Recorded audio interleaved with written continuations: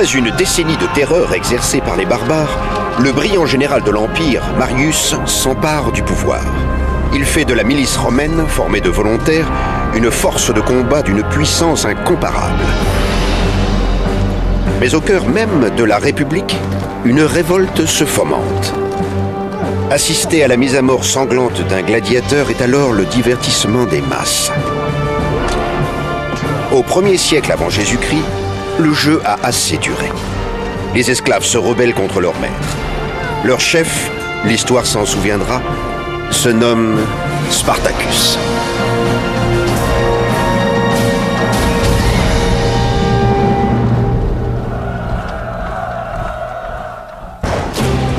Forte d'une puissante armée et d'une philosophie axée sur la conquête, la République de Rome s'est annexée des territoires, des trésors et des esclaves. Capturés sur le champ de bataille ou dans les villes conquises, les esclaves deviennent une marchandise. Les esclaves étaient des hommes. Les Romains le savaient, mais faisaient comme s'ils ne l'étaient pas, comme si ces hommes étaient des outils ayant des bras, des jambes, une voix. Entre le 3e et le 1er siècle avant Jésus-Christ, la République romaine s'étend de l'Italie centrale et méridionale à toute la Méditerranée. Les marchés aux esclaves se remplissent et des acheteurs viennent y trier la marchandise sur le volet.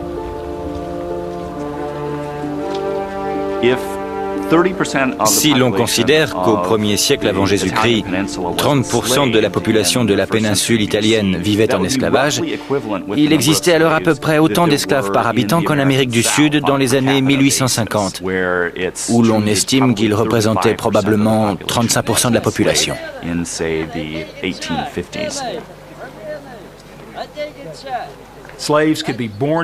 On pouvait naître en esclavage ou être vendu comme esclave par des pays étrangers.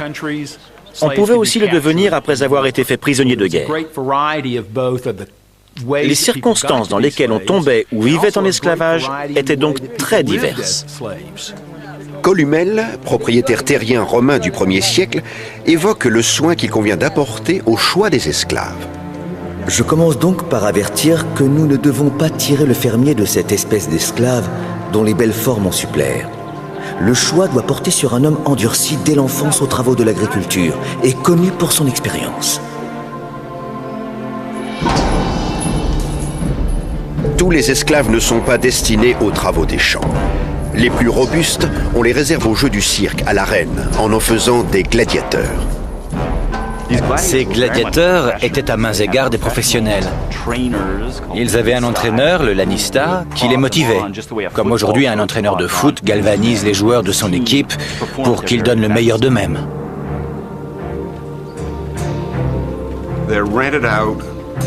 On les loue pour des spectacles ou on les vend à la personne qui monte le spectacle. On les considère comme la lie du peuple, des hommes dont le corps est à la disposition d'autrui. Les gladiateurs étaient soit des lutteurs de métier participant à ce titre au divertissement le plus fastueux de l'époque, soit des repris de justice qu'on obligeait à se battre.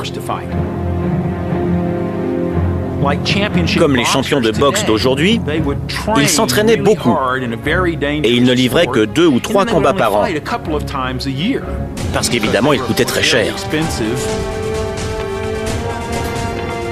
Peu de noms de gladiateurs sont passés à la postérité. L'histoire a cependant gardé mémoire des exploits de 2 d'entre eux, Crixus et Spartacus, un meneur né. Spartacus était un étranger. Sans être romain, il avait tout de même servi dans l'armée romaine. Puis, un événement survient. On ne sait pas s'il déserte, comme certains le disent, ou s'il est révoqué. Selon certains témoignages, il devient alors un bandit de grand chemin.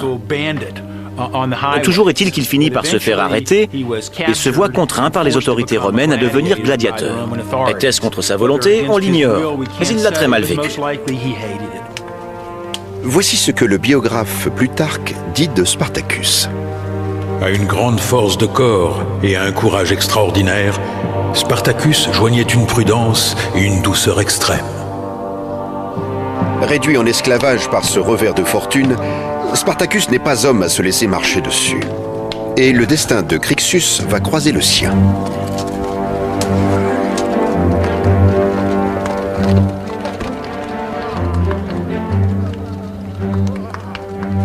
Les gladiateurs connaissent pour la plupart une mort affreuse, au milieu d'une arène de province ou d'un colisée. Quelquefois, le choix des armes revient au public qui se délecte des violences à venir.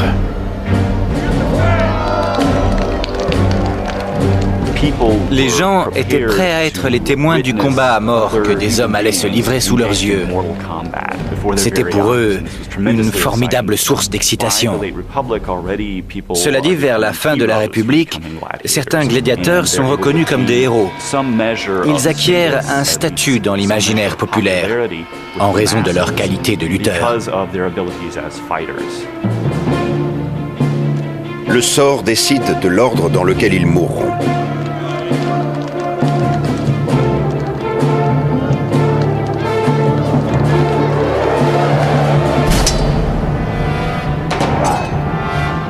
En effet, pour ajouter du piment au combat, on fait en général s'affronter des hommes qui ne sont pas sur un pied d'égalité en termes d'armes ou de style de lutte. En outre, quel que soit le style adopté, leur maigre armure n'est pas de nature à les protéger de la mort.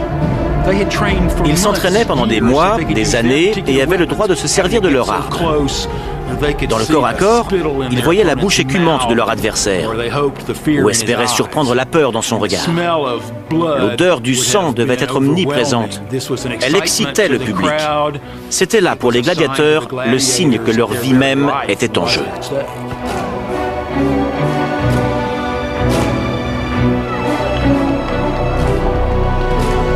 Une terrible danse macabre a lieu pour le plaisir du public.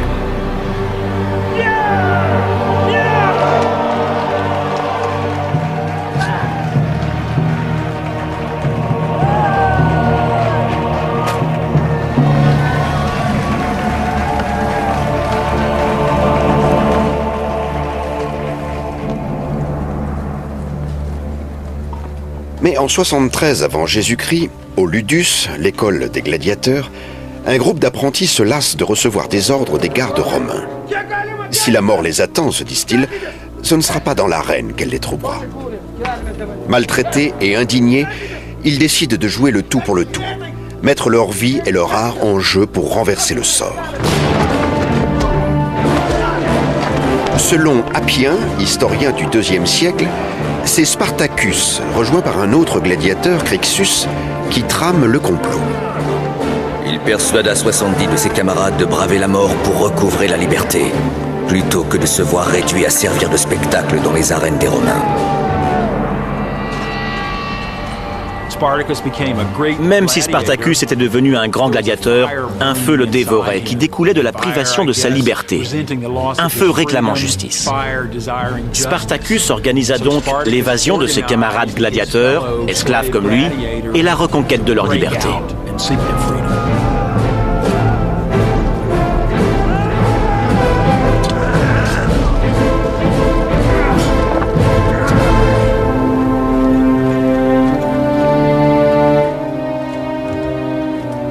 Peu habituée au combat, la milice locale se méfie des rebelles qu'elle pourchasse. Les miliciens les ont vus dans l'arène. Ils savent à quelle espèce d'hommes ils ont affaire.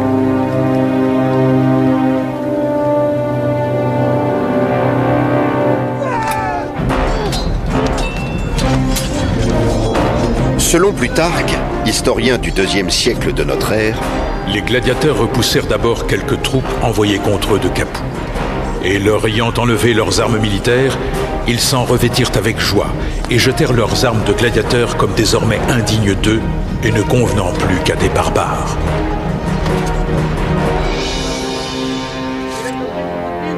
Spartacus arrache ces hommes à l'esclavage pour les jeter dans la guerre et semer sous leurs pas des cadavres romains. Ayant vaincu la milice locale, il mène son armée d'esclaves de la ville de Capoue au mont Vésuve. Ils prennent refuge au sommet d'une crête et y installent un camp. Spartacus et son complice, Crixus, ont échappé à l'emprise des autorités romaines. Ils doivent maintenant préparer leurs hommes aux inévitables batailles à venir.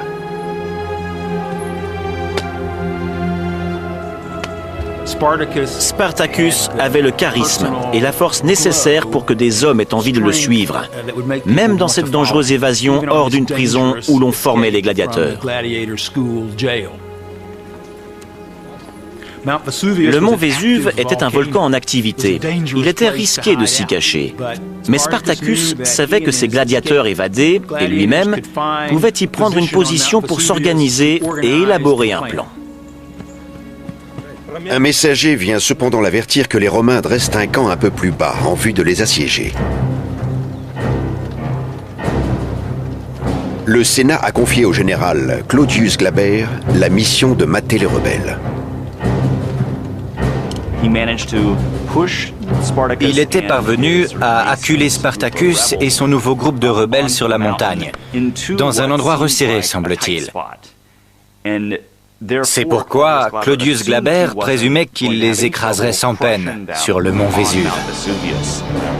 Plutarque relate son plan. Claudius ordonna à ses hommes de garder l'entrée du seul sentier étroit et difficile donnant accès à la montagne. Partout ailleurs, ce n'était que précipices couverts de ceps de vignes sauvages. La seule issue de Spartacus et des esclaves en fuite est barrée. Le siège peut commencer. Juché sur la montagne, Spartacus et ses hommes trament un extraordinaire plan de fuite que décrira Plutarque. Les gens de Spartacus coupèrent les sarments les mieux adaptés au projet qu'ils avaient conçu. En firent des échelles solides et assez longues pour aller du haut de la montagne jusqu'à la plaine. L'un des aspects intéressants concernant les premières phases de la révolte de Spartacus, c'est qu'il semble mieux connaître le terrain que quiconque. C'est peut-être en partie dû au fait que des pâtres et des bouviers des environs du Vésuve se rallient à sa cause. Les gens des campagnes qui se rallient à Spartacus et à sa troupe devaient être pour la plupart des gardiens de troupeaux, des esclaves menant une vie indépendante. Déjà armés, en excellente forme physique, ils sont venus renforcer cette armée de gladiateurs. Spartacus et sa légion de plus en plus nombreuse parviennent à descendre la falaise atterrissant juste en dessous du camp de Claudius. Les Romains, au pied de la montagne, sous-estiment le degré de détermination des esclaves. Ceux qui sont à leur trousse, il faut se les représenter plutôt comme des policiers du cinéma burlesque que comme des légions de César. Ce sont des hommes qui ne font pas partie de l'armée régulière. Ils sont sous les ordres d'officiers médiocres qui connaissent sans doute très mal le pays, puisque c'est dans cette région qu'ils envoient leurs esclaves. Malgré l'écrasante supériorité numérique des Romains, les machinations des rebelles témoignent de leur ingéniosité, de leur désespoir et de la haine qu'ils vouent à l'oppresseur. Au grand déshonneur de l'armée romaine, des milliers de soldats et leurs chefs sont mis en déroute par une petite bande de gladiateurs qui les a contournés avant de donner l'assaut en descendant la falaise sur des sarments de vignes tressés.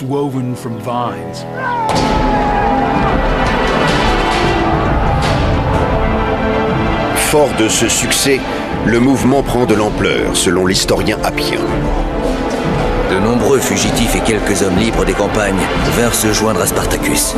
Il répandit ses brigandages dans les environs. La justice rigoureuse qu'il mit dans la distribution et dans le partage du butin lui attira rapidement beaucoup de monde.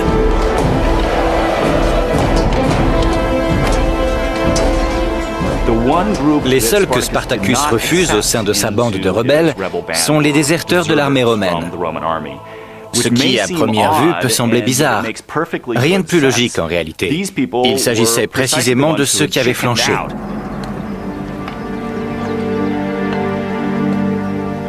Selon Florus, auteur du IIe siècle, leur troupe grossissait chaque jour, et ils formaient déjà une véritable armée.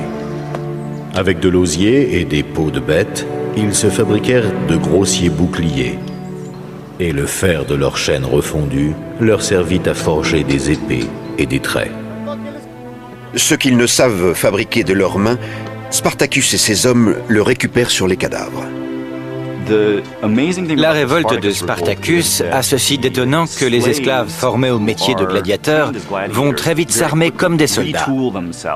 Non pas qu'ils adoptent exactement les mêmes techniques de combat que celles de l'armée romaine, mais selon certaines sources, Spartacus avait lui-même été soldat. Tout au long de l'année 73 avant Jésus-Christ, un nombre croissant de rebelles progresse vers le sud, après avoir vaincu en chemin les soldats romains.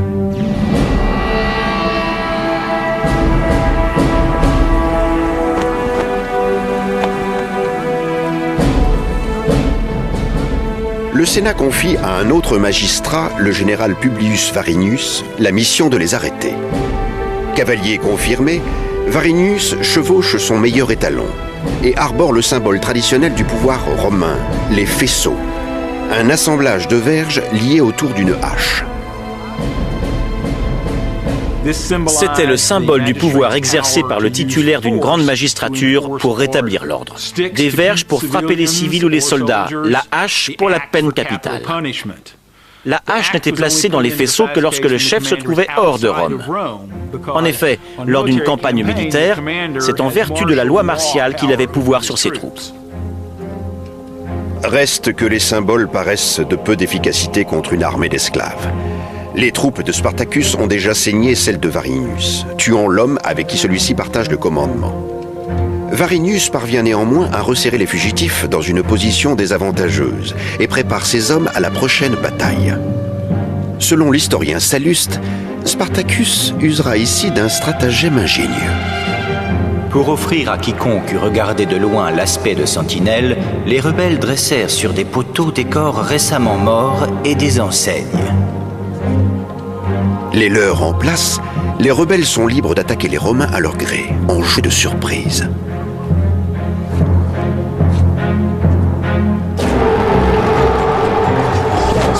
Les forces de Spartacus sont redoutables.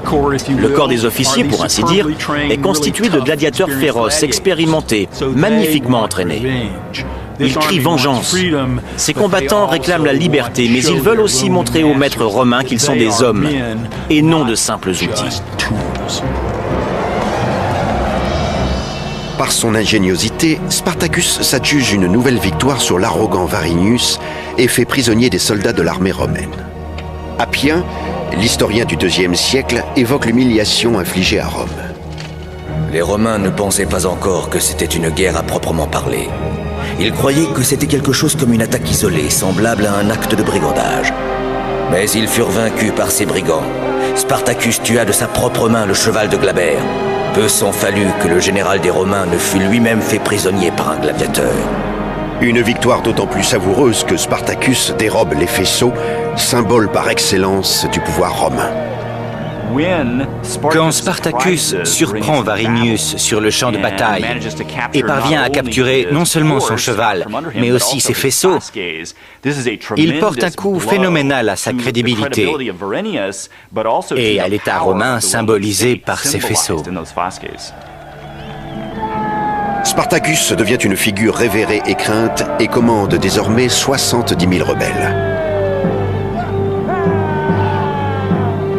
Toutefois, entre le chef populaire de cette armée d'esclaves et son ami Crixus, les relations se tendent. Spartacus prouvait aux Romains qu'il les valait. Moi, Spartacus, qui ai combattu dans l'armée romaine, leur signifiait-il, je place sur le même plan la liberté, la vie et la mort de tout homme, qu'il soit esclave ou libre. Mais Crixus brûle de se venger. Il n'a aucune pitié à l'égard des soldats romains faits prisonniers, écrit l'historien du 5e siècle, Orose. Ils organisèrent des jeux de gladiateurs en se servant de leurs prisonniers. Et ceux qui naguère avaient fait le spectacle seraient à présent spectateurs. Forts de leur succès, les esclaves rivalisent de violence. Crixus les encourage dans cette voie, là où Spartacus réclame l'ordre. La désunion s'installe.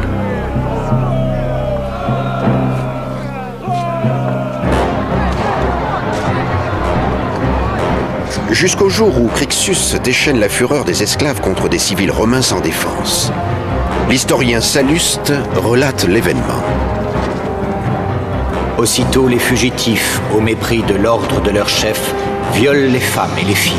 Puis d'autres encore ne songent qu'au meurtre et au pillage. Spartacus ne put empêcher ces excès, malgré des prières réitérées.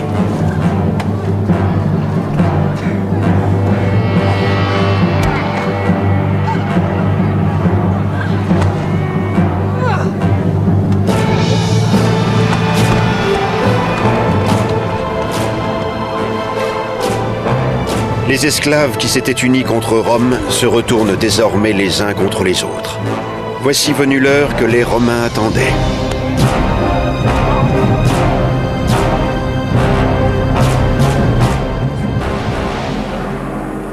Depuis un camp de fortune, Spartacus songe à opérer sa retraite vers les Alpes.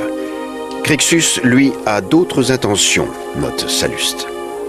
Crixus et ceux de sa nation s'obstinèrent à aller au-devant de l'ennemi et à lui livrer bataille. Spartacus, au contraire, de continuer son chemin pour exécuter son plan.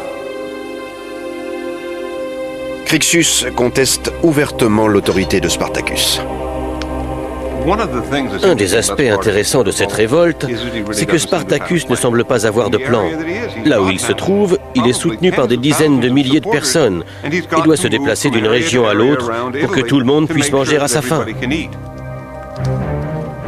Impatient, Crixus déserte le camp, accompagné d'une faction de soldats rebelles. Spartacus reste seul à la tête de ses hommes. Les chemins des deux chefs se sépareront ici. Face à une armée d'esclaves divisée, Rome s'apprête à frapper dur.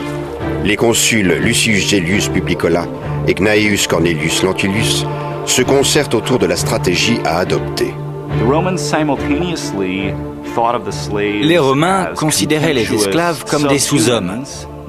Et dans le même temps, reconnaissaient les succès immenses que leurs ennemis rencontraient sur le champ de bataille. Leur défaite à répétition face à ces esclaves était pour eux leur pire cauchemar. Cette rébellion désordonnée ressemble davantage à une guerre et nécessite un plan de bataille digne de ce nom.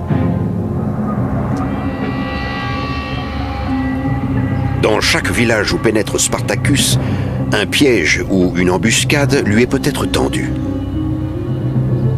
Ou bien, selon Salluste, c'est quelquefois un ami qui l'attend.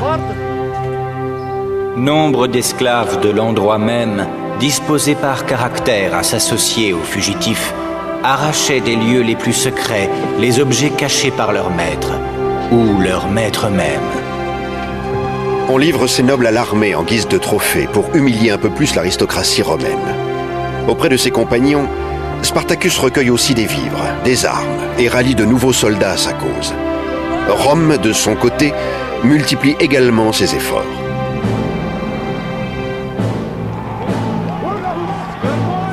Comme le consigne Plutarque, les troupes du général Gellius viennent au-devant de Crixus et de sa faction sur le massif du Gargano sur la côte est de l'Italie. Gellius étant brusquement tombé sur un groupe de Germains qui par fierté et par mépris étaient séparés des troupes de Spartacus, le tailla en pièces. L'historien Appien ajoute: Crixus commandait 30 000 hommes. Il périt avec les 2/3 de son armée.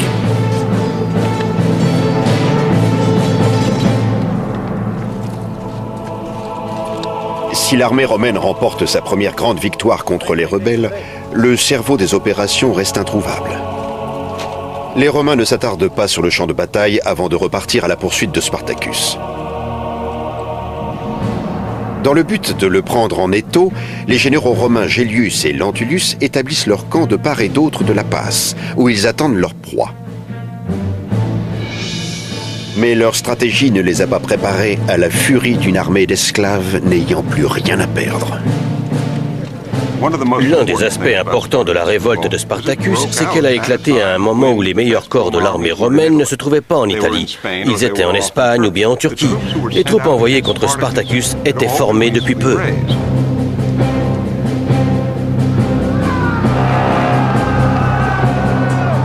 Appien écrit: Spartacus les attaqua tour à tour, les vainquit l'un après l'autre. Romains furent obligés de faire leur retraite en désordre.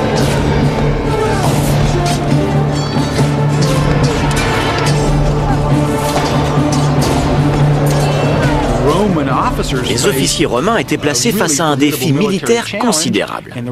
Leurs unités, n'étant pas issues d'une armée de métier, n'étaient pas de taille à le relever. Une fois de plus, Spartacus met en déroute l'armée romaine.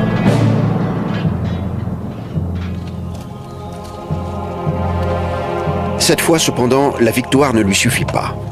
Il réclame vengeance pour la mort de Crixus et sacrifie 300 prisonniers romains.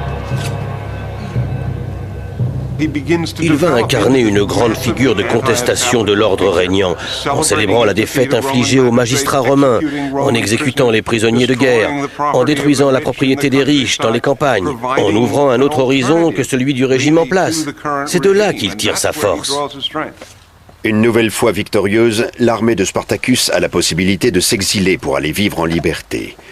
À cette solution, elle préférera demeurer au sein d'un empire qu'elle méprise. On ne sait pas bien pourquoi les forces de Spartacus redescendent du nord de l'Italie. Les guerriers étaient ivres de leur succès. Plutôt que de s'exiler, de rentrer chez eux ou de revenir à la vie qu'ils avaient connue avant leur captivité, ils avaient envie de poursuivre le combat. Ces forces gagnent Thurium, dans le sud, où l'on établit une base d'opération.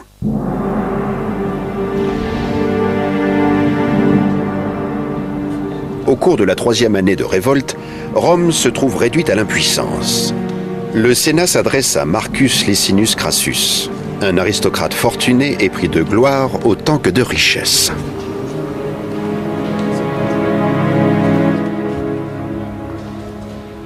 Il visait le sommet de la société romaine, ce qui l'obligeait à des succès militaires.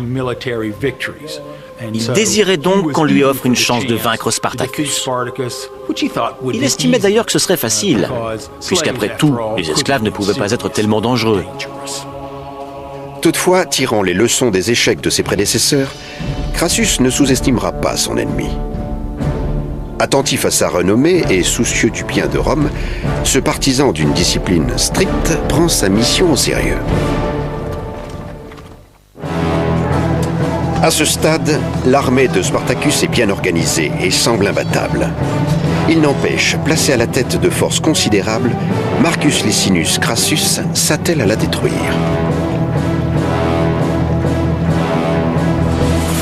Mais la force romaine se révèle peu disciplinée, lâche et prompte à battre en retraite. Crassus ne le tolérera pas. Après avoir essuyé une défaite humiliante face aux rebelles, il prend des mesures radicales. Il apprendra à ses troupes à obéir par la sanction et la décimation. La décimation était un châtiment terrible. Un homme sur 10 était arbitrairement exécuté. Peut-être n'avait-il pas déserté le champ de bataille, peut-être le reste de son unité avait disparu et lui s'était battu. Mais faute de témoins, il pouvait être tiré au sort parmi 9 autres hommes. En rang, en proie à une terreur absolue, il attendait de savoir s'il serait tiré au sort. C'était une mort atroce puisque ses amis allaient devoir le tuer à coups de massue. Ce n'était pas une mort rapide ou honorable. Il n'était pas poignardé ou autorisé à se suicider. Il était déshonoré. Et c'est long de mourir à coups de massue. Les troupes romaines en viennent à craindre davantage Crassus que leur ennemi. Il s'agissait de faire honte aux hommes qui donnaient les coups, autant qu'aux soldats exécutés, lequel n'avait pas forcément commis lui-même de lâcheté.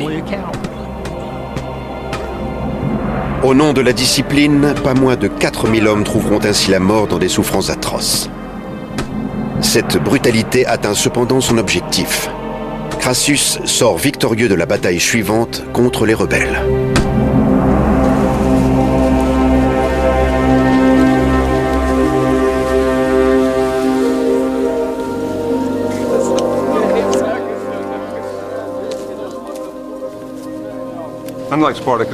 Contrairement aux précédents adversaires de Spartacus, Crassus était un soldat expérimenté, capable d'entraîner une armée et de la déployer.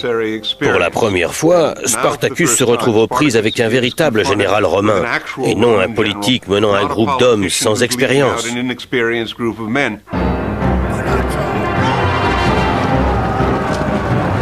Les forces s'engagent dans la bataille.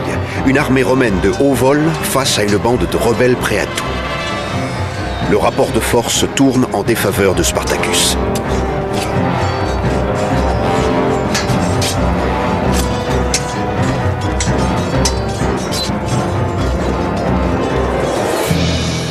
Pourchassés par l'armée de Crassus, les rebelles se réfugient dans le sud.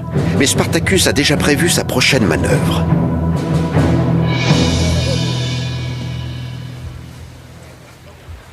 Des pirates ont la maîtrise des mers qui baignent l'Italie.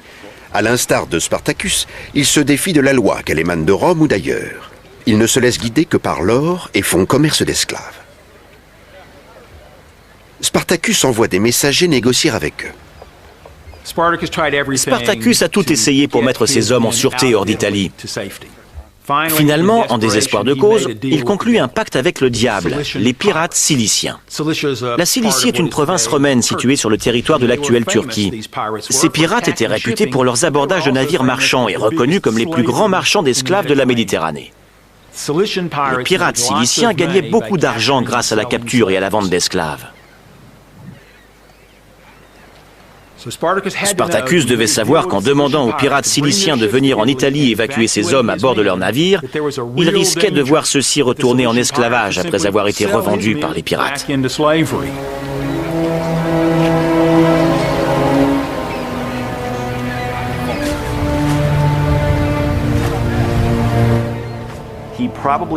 Il a dû songer à se rendre en Sicile et à occuper l'île, à s'en emparer comme d'un nouveau territoire, un nouvel État où ces rebelles auraient pu résister à Rome.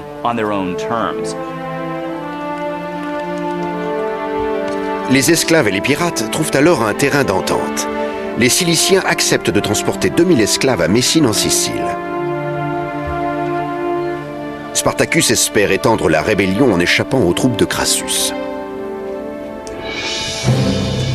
Face à l'avancée des légions prêtes à capturer et massacrer les esclaves comme des bêtes sauvages, il n'y a plus un moment à perdre.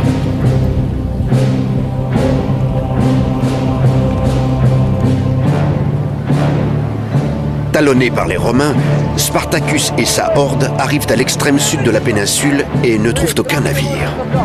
Les pirates les ont trahis. Les Romains les encerclent. Pour fuir l'Italie, Spartacus doit maintenant se battre contre une armée au sein de laquelle Crassus a rétabli la discipline, qui est là en force, en mesure de déployer les tactiques redoutables de l'armée romaine.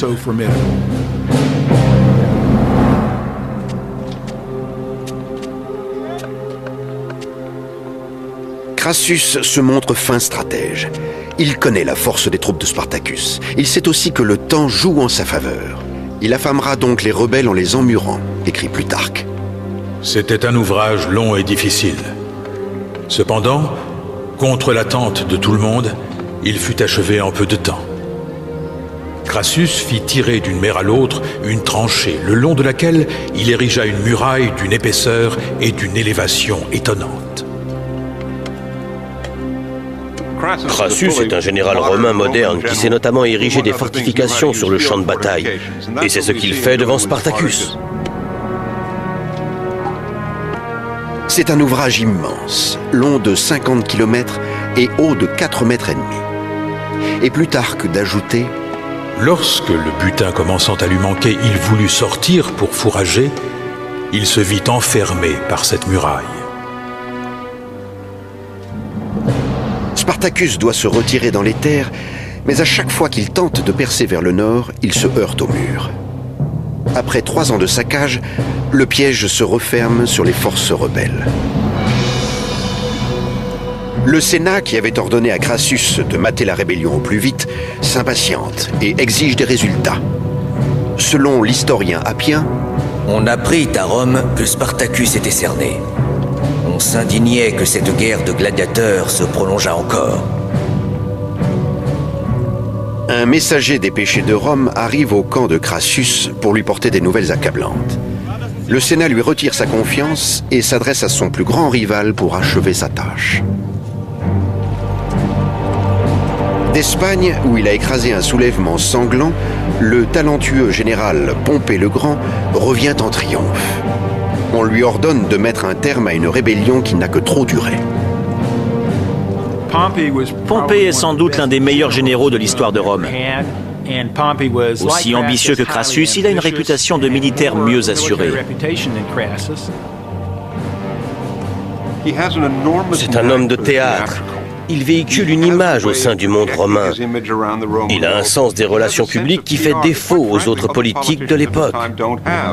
Le voilà parti pour vaincre Spartacus et dérober la palme de Crassus. À moins que celui-ci ne le devance. Deux chiens lancés à la poursuite du même renard.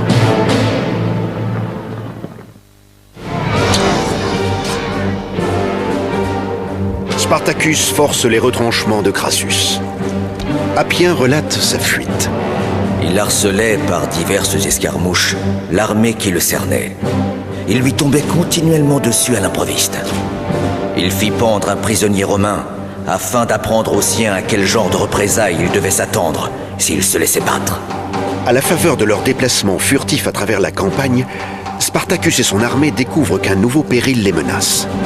Pompée les poursuit aussi.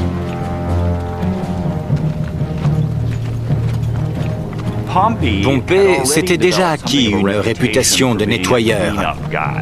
Il avait l'habitude de surgir à la fin d'un long travail harassant et de repartir couvert de laurier pour y avoir mis la dernière main. Alors que Pompée se rapproche, Crassus se démène pour mater la rébellion avant son arrivée. Pris en tenaille, Spartacus lui envoie un messager pour lui proposer une trêve. Il reste confiant, attend la réponse de Crassus, sûr que les Romains sont prêts à l'écouter, même si les rebelles continuent d'affûter leurs armes. Spartacus tente de négocier avec les chefs romains parce qu'il se considère comme un homme libre. C'est ainsi qu'il avait débuté sa carrière, et il dirigeait ses hommes à la manière d'une armée romaine, comme si son sens de l'honneur valait celui de ses ennemis. Au retour de son messager, il comprend que les Romains ne le considèrent pas comme un égal. Il demeure un esclave et un ennemi. Après l'échec des négociations, vient le jour tant redouté par Spartacus. Même s'il vainc Crassus, Pompée le suivra de peu. Il ne peut ni battre en retraite, ni se rendre. Plutarque relate: Spartacus se vit dans la nécessité de mettre toute son armée en bataille. Lorsqu'on lui eut amené son cheval, il tira son épée et le tua. Il proclame que s'il gagne la bataille, il n'aura pas besoin d'un cheval. Il y en aura assez parmi ceux du camp adverse. S'il la perd, il n'en aura plus besoin non plus, a fortiori. Il ira donc désormais à pied, rejoindra ses fantassins et se battra jusqu'à la fin. Crassus et son armée affrontent Spartacus près de Brundisium, dans le talon de la botte.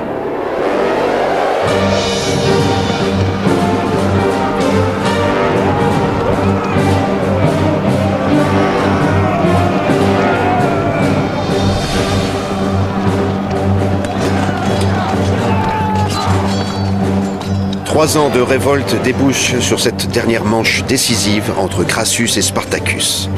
La confrontation la plus importante entre deux puissantes armées.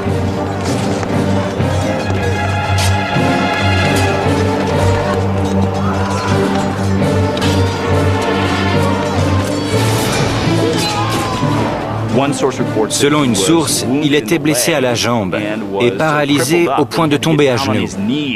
Mais il a refusé de se retirer du combat.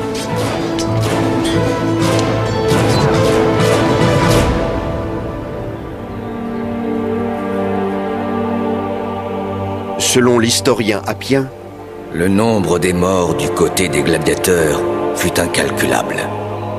Il fut impossible de retrouver le corps de Spartacus. Spartacus n'a jamais saisi l'occasion de s'enfuir, alors qu'il aurait pu disparaître tout seul. Il a manifesté ainsi un sens de l'honneur, au moins aussi profond et sincère que celui d'un Romain n'ayant jamais connu la condition d'esclave.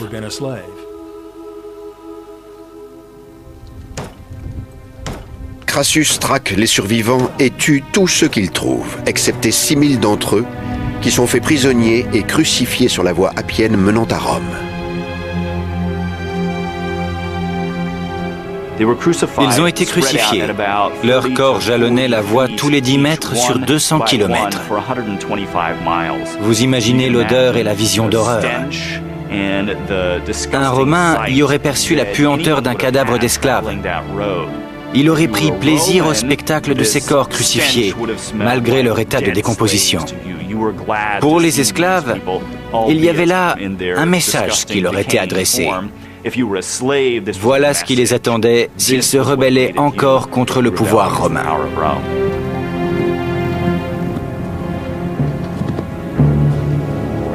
Crassus écrase la rébellion, même si certains révoltés ont la chance d'échapper au massacre. Jusqu'à ce que Pompée, égal à lui-même, tire son épingle du jeu. Pompée arrive juste à temps pour rattraper les quelques 5000 gladiateurs qui ont réussi à se sauver de la bataille. Et il fait prisonnier ou tuer les derniers survivants. Puis, note Plutarque, Pompée s'attribue tout le mérite de la victoire. Pompée écrivit au Sénat que Crassus avait défait ses fugitifs en bataille rangée, mais que c'était lui qui avait coupé les racines de cette guerre. La carrière de Pompée est très intéressante. En fait, on l'a accusé d'être un vautour. Il se nourrissait des victimes des autres.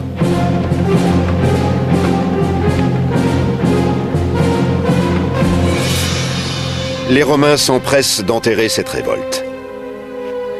Par la suite, Pompée reçoit tous les honneurs pour ses hauts faits d'armes en Espagne. À Crassus, on ne décerne que de timides éloges pour s'être opposé à des esclaves qui avaient terrorisé l'Italie. Si la disparition de Spartacus en 71 avant Jésus-Christ marque la fin des révoltes d'esclaves à Rome, l'esclavage n'en continue pas moins de soutenir l'économie de l'Empire naissant. Cela dit, Rome tire tout de même des enseignements de la révolte. Dans l'imaginaire romain, Spartacus devient une sorte de Ben Laden, une figure effrayante dont l'ombre plane en permanence. Même absent, il reste une menace et on a toujours peur qu'un autre homme vienne reprendre le flambeau à sa suite. Cette révolte des esclaves a fait prendre conscience aux Romains de la nécessité d'entretenir une armée opérationnelle. C'est peut-être à partir de là qu'ils se sont dit qu'ils avaient besoin d'une armée professionnelle pour les protéger aussi bien des ennemis de l'intérieur que des envahisseurs étrangers. Aucun empire, si puissant soit-il, ne peut se défendre indéfiniment. Des siècles après la chute de Rome, on se souvient encore de l'histoire d'un homme qui, de son propre chef, lui résista. La légende de Spartacus est passée à la postérité. C'est une figure héroïque pour tous les opprimés, tous ceux qu'on tyrannise, jusqu'à nos jours. Mais tant que l'Empire règne, il demeure aux mains des puissants.